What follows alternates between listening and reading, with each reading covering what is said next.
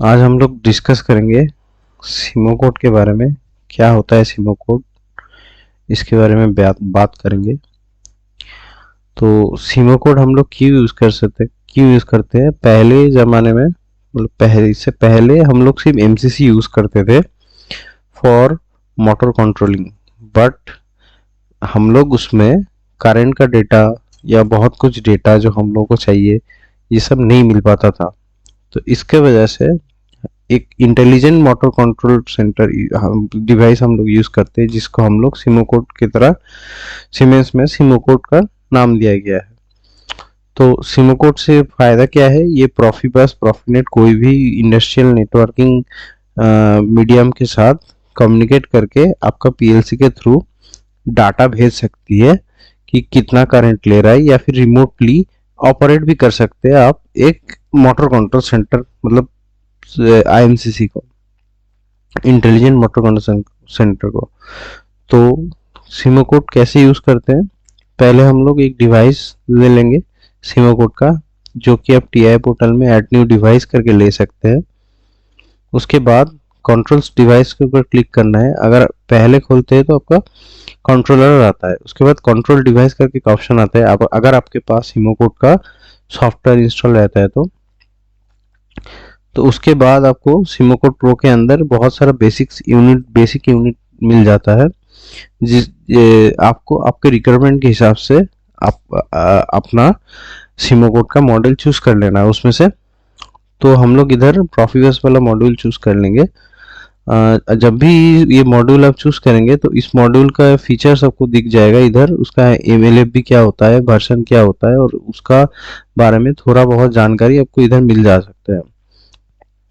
तो इसको क्लिक करेंगे तो हम लोगों का कंट्रोल डिवाइस का जो सेटिंग है कैसा रहेगा, ये एक्चुअली ऑप्शन रहता है आपको किस तरह का ऑपरेशन करवाना है आपका सिमो कोड से, उसका ऑप्शन आपको मिल जाता है। जैसे कि direct starter, star delta starter, reversing starter, मतलब DOL starter, reverse DOL starter, ये सब आप ले सकते हैं। ये स्टार्ट पैरामीटर विजार्ड को अगर आप सिलेक्ट करेंगे तो उसका जो स्टार्ट पैरामीटराइजेशन प्रोसेस है डायरेक्ट आप उसमें जा पाएंगे। तो इसको फिनिश करेंगे तो तुरंत ही आपको ले जाएगा इसका जो पैरामीटर विजार्ड होता है उसके अंदर। तो पहले ही इसका ऑप्शन आ जाता है आपका फील्ड बस इंटरफेस कितना चाहिए होता है। तो इसमें बेसिक टाइप आप 1 या 2 रख सकते हैं, हम लोग इधर 1 ही रखेंगे। तो अगर कॉन्फ़िगरेशन के अंदर आपको थर्मिस्टर, मोटर का जो टेम्परेचर सेंसर थर्मिस्टर होता है, वो अगर आपका मोटर के साथ कनेक्टेड होता है तो आप ये क्लिक कर सकते हैं, नहीं तो नहीं भी कर सकते हैं। और इनिशियलाइजेशन मॉड्यूल आपका होता है तो वो भी क्लिक करना पड़ता है। हालांकि इधर एप्लीकेशन के ऑप्शन भी आपको चेंज करने के लिए मिल जाएगा, जैसे कि आपको डायरेक्ट स्टार्टर लेना है, आरडोल स्टार्टर लेना है, ऐसा।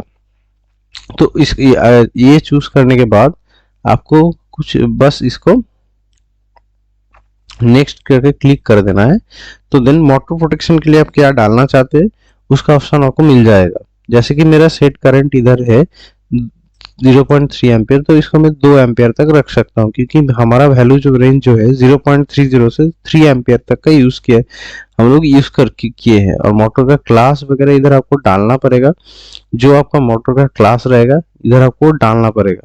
फिर कूलिंग डाउन पीरियड आपको जो चाहिए, अनबैलेंस प्रोटेक्शन आपको कितना परसेंटेज चाहिए, जैसे कि हम लोग ये चेंज करके चाहते हैं कि अनबैलेंस जो है 20% से ज्यादा ना रहे।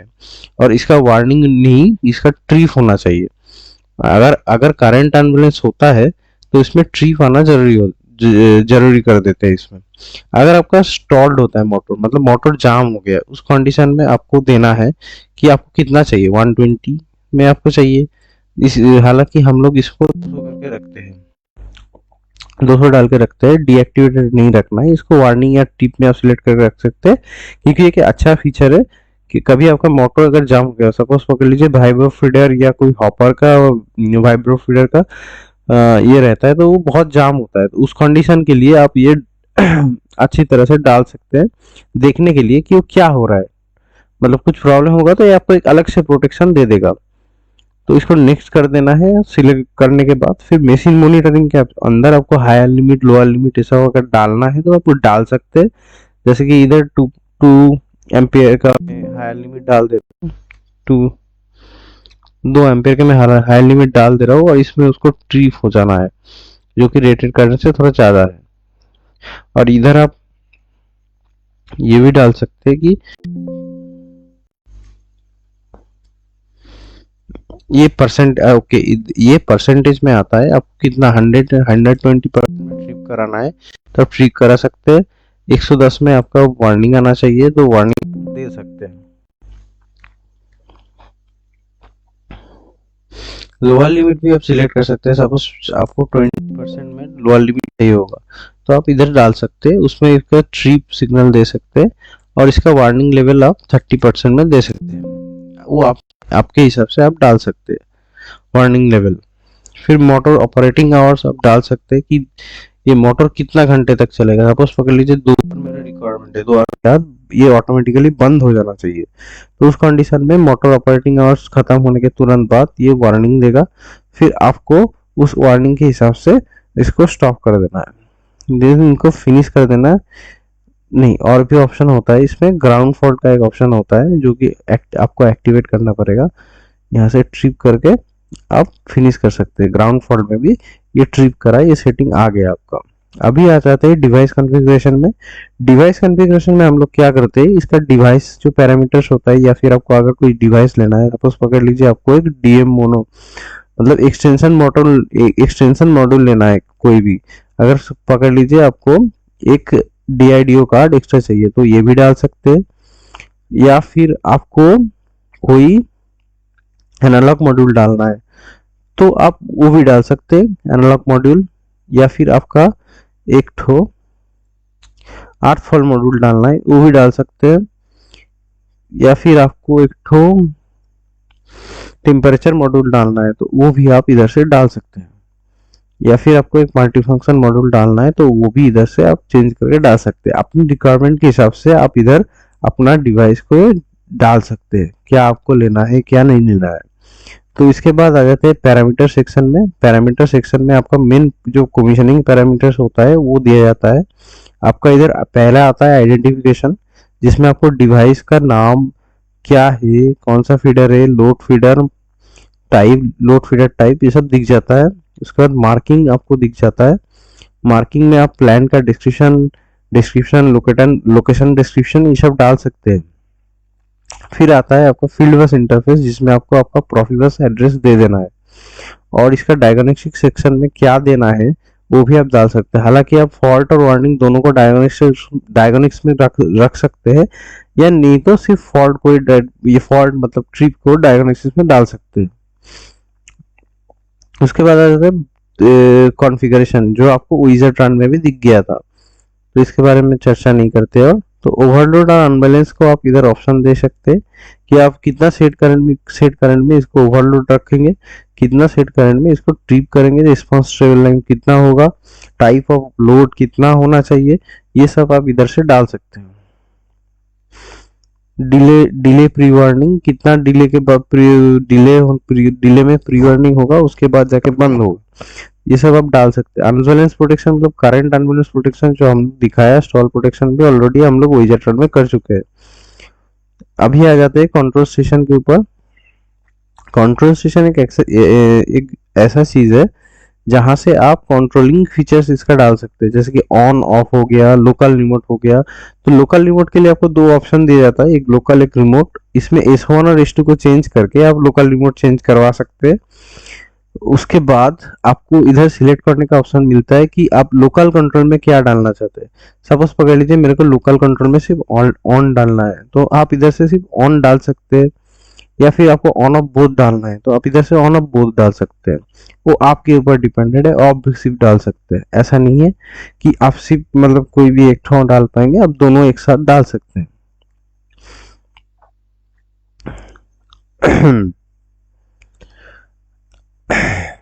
अभी यहाँ से आपका जो रिमोट है उसको आप डाल सकते हैं।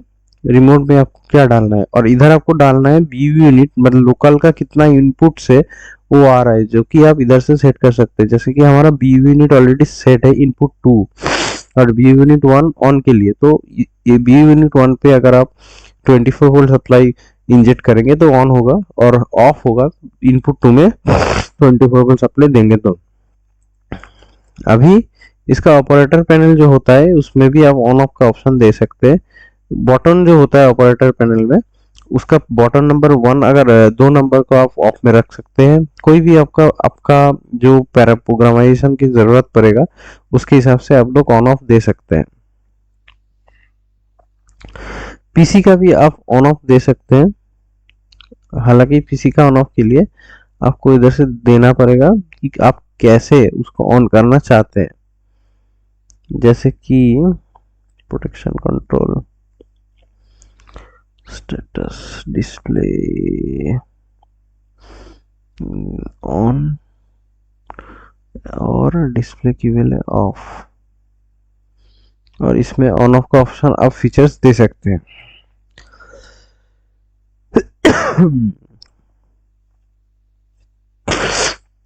कंट्रोल फंक्शन के अंदर आपको आ जाता है इसमें कौन सा टाइप का लोड आप डालना चाह रहे हैं वो डाल सकते हैं।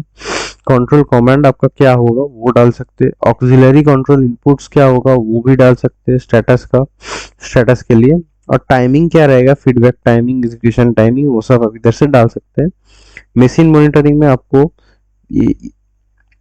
फीचर्स मिल जाता है। 0 टू एनालॉग मॉड्यूल के लिए अलग से, टेम्परेचर मॉड्यूल के लिए अलग से क्या क्या डालना है, कौन सा ट्रिप लेवल है, कितना डिग्री से कितना डिग्री का उसका टेम्परेचर ये है, उसका response time of warning level कितना होना चाहिए, मार्किंग वार्निंग लेवल आप डालना चाहते हैं तो वो भी डाल सकते हैं। करंट लिमिट में भी आपको ऑप्शन दिया जाता है कि करंट लिमिट कितना होना चाहिए।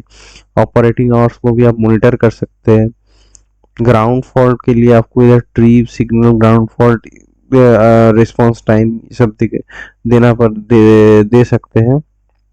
हालांकि मैं इधर ग्राउंड फॉल्ट के लिए अलग से एक मॉड्यूल लिया हूँ करके इतना दिखा रहा है, नहीं तो आपको सिर्फ ये ऊपर वाला ऑप्शन दिखेगा ट्रिप लेवल में जो दिख रहा है। देखिए ये एक्सटर्नल ग्राउंड फॉल्ट मीन्स अलग से हम लोग ग्राउंड फॉल्ट के लिए एक तो मॉड्यूल यूज किए हैं तभी जाके वो दिखा रहा है। अभी इसका इनपुट आउटपुट आप डाल सकते हैं कि उसका डिबाउंसिंग टाइम आप कितना रखना चाहते हैं। इनपुट सिग्नल का 0 टू 20 मिली एम्पियर रहेगा, 4 टू 20 मिली एम्पियर रहेगा। रिस्पॉन्स कैसा रहेगा अगर ब्रेक हो जाता है। एक्टिव इनपुट कितना होना चाहिए, 2 इनपुट आप रख सकते हैं। टेम्परेचर मॉड्यूल के लिए आप PT100 डाल सकते हैं, TI-84 डाल सकते हैं। उसको ट्रिप कितना में करना है, 3 सेंसर डालना है, 2 सेंसर डालना है, एक्टिव सेंसर में वो आप डाल सकते हैं। आउटपुट में आपको बहुत सारा ऑप्शन मिल जाता है, जैसे कि बेसिक यूनिट का आउटपुट जो होता है वो आ जाता है। ऑपरेटर पैनल का जो आउटपुट होता है वो भी इधर से ही आ जाएगा। डीएम जो आप एक्सपेंशन मॉड्यूल लिए है उसका आ जाता है। एनालॉग एक्सपेंशन मॉड्यूल का इधर दिख जाता है। स्टार्ट वैल्यू और एंड वैल्यू का रेंज कितना होगा और उसका मिली एम्पियर कितना होगा वो दिख जाएगा। इधर आपको उसको असाइन करने का भी ऑप्शन मिल जाएगा। ग्राउंड फॉल्ट करंट क्या क्या देना चाहते हैं वो आप इधर से दे पाएंगे। साइक्लिक डाटा का बारे में भी इधर दिखाया गया है। तो साइक्लिक डाटा में मतलब प्रोफिबस कम्युनिकेशन में अगर आपका रिमोट पीएलसी है उसके साथ कौन सा डाटा या कौन सा बीट कहाँ पे देना है, वो कौन सा बाइट पे देना है वो आप इधर से दे सकते हैं। जनरली इधर एक वर्ड 2 बाइट मतलब एक वर्ड और एक ठो वर्ड का ऑप्शन दिया जाता है बाइट 2x3 एनालॉग वैल्यूज में।